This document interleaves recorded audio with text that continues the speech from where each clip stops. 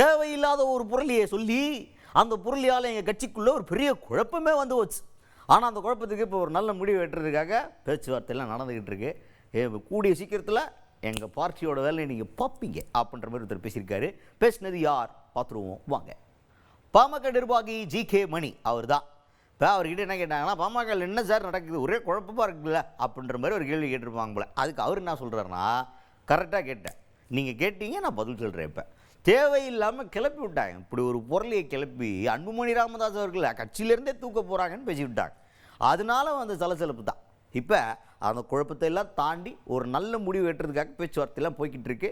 இன்னும் கூடிய சீக்கிரத்தில் நல்ல முடிவு வெட்டப்படும். அதுக்கப்புறமா அன்புமணி ராமதாஸ் அவர்களும் உங்கள்கிட்ட பேசுவாங்க, நம்ம ராமதாஸ் ஐயாவும் பேசுவாங்க. 2 பேரும் பேசிட்டு இப்போ தேர்தல் வேலையை நாங்கள் ஆரம்பித்தோன்னா 2026 மாபெரும் வெற்றி பாமகவுக்கு இருக்குது அப்படின்னு இன்னும் நம்பிக்கையோடு பேசியிருக்கிறார் ஜி.கே. மணி அவர்கள்.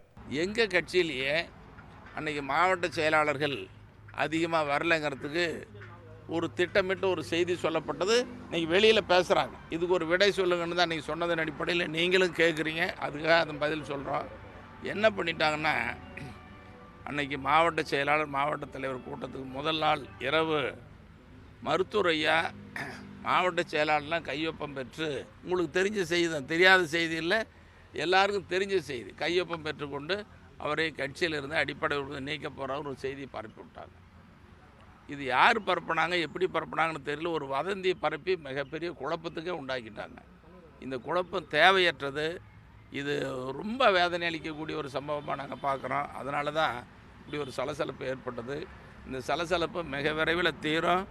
ஒரு நேத்திக்கு கடந்த 3 நாட்களாக ஒரு நல்ல முடிவு எட்டக்கூடிய நிலையில் இருக்குது.